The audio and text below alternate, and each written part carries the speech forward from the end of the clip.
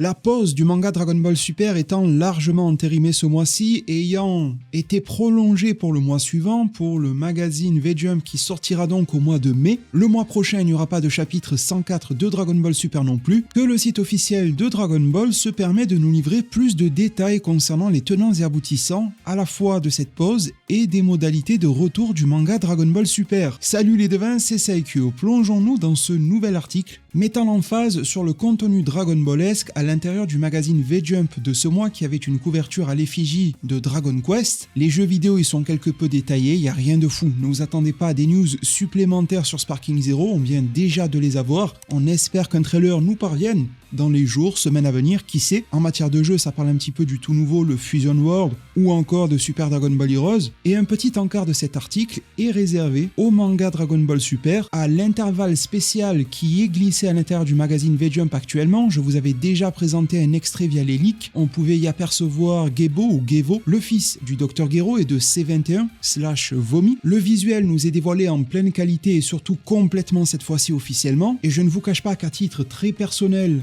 je suis vraiment très satisfait de cette illustration, elle me plaît beaucoup, je la trouve très touchante. Cela dit, en ce qui concerne les news, il nous est dit, je cite, un projet spécial qui sera sérialisé jusqu'au début du nouveau chapitre du manga, ils ouvrent les guillemets, Dragon Ball Super. Vous pouvez profiter des spécificités de ce projet spécial, rendant la lecture de la réédition de super-héros en manga encore plus intéressante, ainsi que d'illustrations et de commentaires spéciaux dessinés par Toyotaro. Le premier volet de cet intervalle présente l'armée du ruban rouge. Veuillez prendre connaissance des différents membres, mecha, androïdes et créations en tout genre, des origines de Dragon Ball jusqu'à Dragon Ball Super.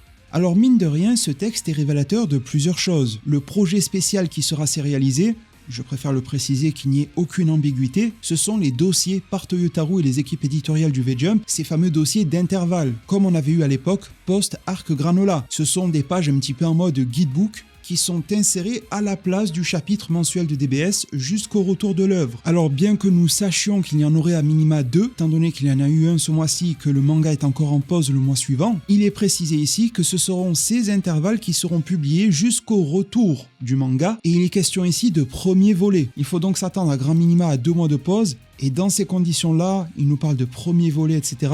Peut-être que ça durera encore plus. Au-delà de tout ça, ce qui m'intéresse encore plus, c'est qu'ils nous disent et confirment que ces petits dossiers d'intervalle seront sérialisés jusqu'au nouveau chapitre du manga Dragon Ball Super. Et là, il me semble que ça répond officiellement à certaines questions que l'on était en droit de se poser. Comme par exemple, le manga Dragon Ball Super va-t-il évoluer comme Boruto, qui est passé de Boruto Naruto Next Generations à Boruto to Blue Vortex, une nouvelle sérialisation, bien que ça soit la suite, ou va-t-il garder la dénomination Super? Avec le papa de Dragon Ball qui nous a quittés, les remaniements que cela doit causer en interne en matière de droit et évidemment psychologique et les traumatismes liés, on peut s'attendre à de gros bouleversements. A priori, Dragon Ball Super en manga reviendra sous l'effigie Dragon Ball Super. On peut donc, avec un peu moins de risque, s'attendre à un 104e chapitre de ce manga-là. Après, ils peuvent toujours nous faire une petite douille. On se rappelle que le fameux tome qui inclut le chapitre 103, le dernier qui nous est parvenu, a un creux. Il lui manque un chapitre pour se clôturer. Ils peuvent très bien s'arranger sur les détails techniques, nous fournir un 104e chapitre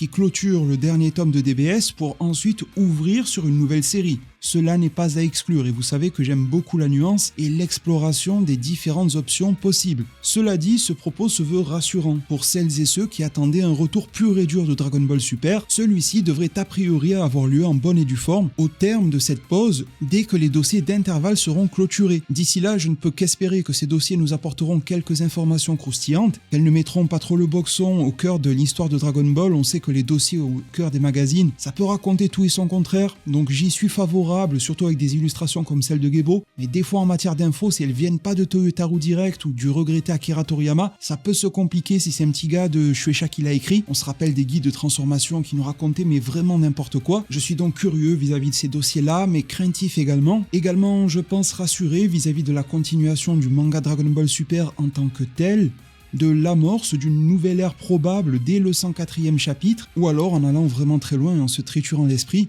la clôture de l'ère actuelle via le chapitre 104 et l'ouverture d'une nouvelle. Cela peut-il passer par une préquelle à Daima écoutez si la pause se prolonge, parce que mine de rien, avec ces mois de pause, on se rapproche doucement mais sûrement de la date de sortie de Dragon Ball Daima, que l'on peut facilement entrevoir pour le mois d'octobre. À titre d'exemple, la préquelle de Super Hero a duré 3 chapitres. Ça ne veut pas dire que c'est une règle absolue pour toutes les préquelles dans Dragon Ball Super à l'avenir, mais si jamais ce format se répète, il faudrait que le manga Dragon Ball Super revienne pour le mois de juillet. Juillet, août, septembre pour laisser la place à Daima dans la version animée qui démarrait en octobre. Puis le manga à partir d'octobre ferait on ne sait quoi, on ne sait comment. Ça peut paraître tiré par les cheveux, mais depuis que l'on a eu cette situation très ubuesque avec Dragon Ball Super Super Hero, à mon sens, véritablement rien n'est à exclure. Mais tout de même, soulignez le fait, et vous me partagerez vos constats et vos analyses en zone commentaire, du fait que les propos officiels amorcent de plus en plus un retour à l'ancienne, si je puis dire, du manga Dragon Ball Super. Je suis extrêmement curieux de lire ce qu'il en est pour vous en zone commentaire, je vous répondrai un maximum qu'il me sera possible et je vous lis tous intégralement. Merci infiniment du fond du cœur pour tout votre soutien, le pouce bleu serait plus qu'apprécié. Prenez tous extrêmement bien soin de votre futur, et à plus pour de prochains arts divinatoires.